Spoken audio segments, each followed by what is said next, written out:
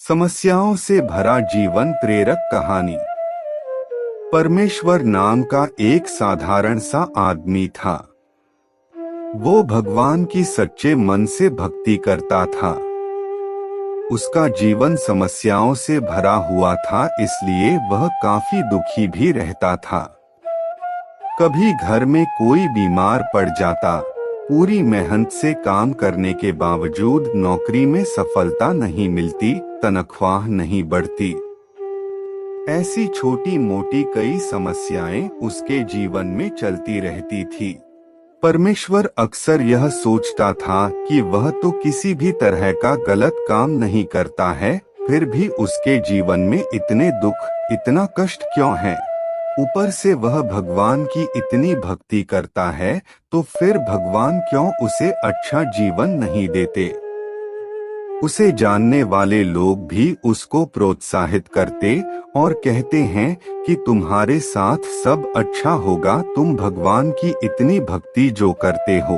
एक दिन परमेश्वर का काम पर अपने बॉस से काफी बड़ा झगड़ा हो गया, जिसके चलते उसे नौकरी से निकाल दिया गया। उस दिन परमेश्वर बड़ा दुखी मन से घर आया और भगवान के सामने बैठकर पूजा पाठ करने लगा और भगवान से कहने लगा कि भगवान, आज कुछ भी हो जाए, आज आप मेरे सपने में आओगे और मुझसे बात करोगे।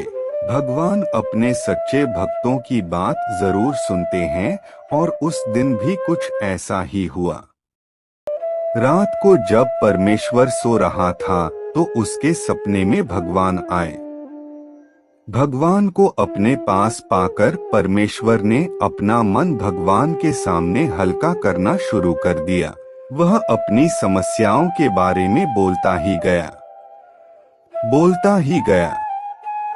जब उसने अपने मन के सारे विचार भगवान के आगे निकाल दिए, तब भगवान ने उससे कहा, बताओ तुम क्या चाहते हो। परमेश्वर बोला, भगवान जी, मैं आपका भक्त हूँ।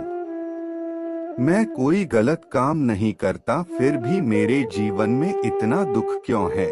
मैं देखता हूँ कि जो गलत काम करते हैं, सही राह पर नहीं चलते, वह बड़े मौज शौक से जीवन जीते हैं।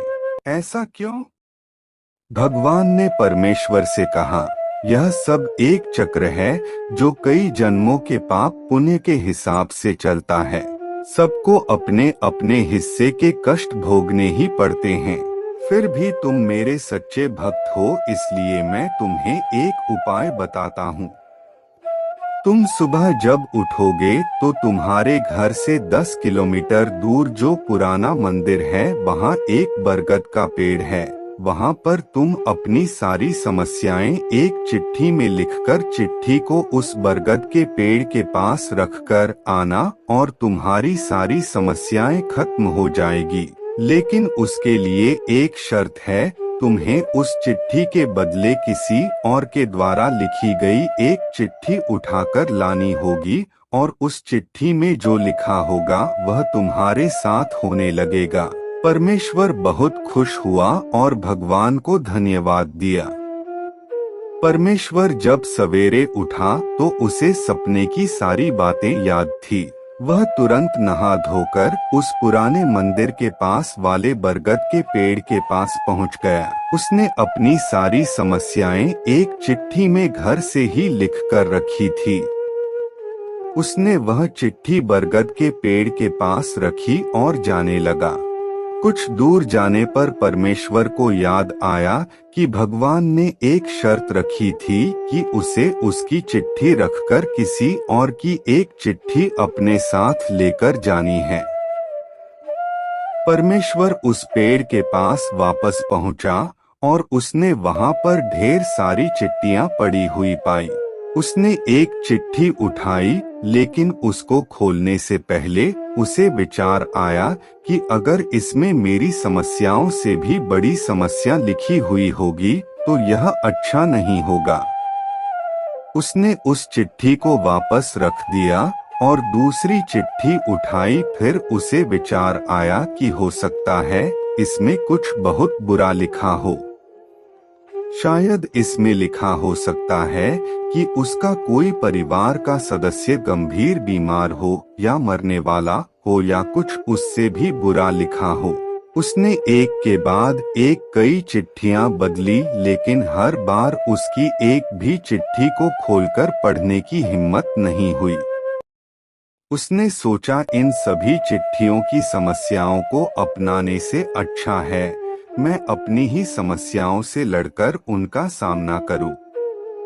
परमेश्वर ने अपनी लिखी हुई चिट्ठी की उठाई और वहां से अपने घर लौट गया। दोस्तों, कई बार जीवन में समस्याएं आती है, लेकिन उन समस्याओं से भागकर कभी उनको खत्म नहीं किया जा सकता। उन्हें खत्म किया जा सकता है उनका सामना करके।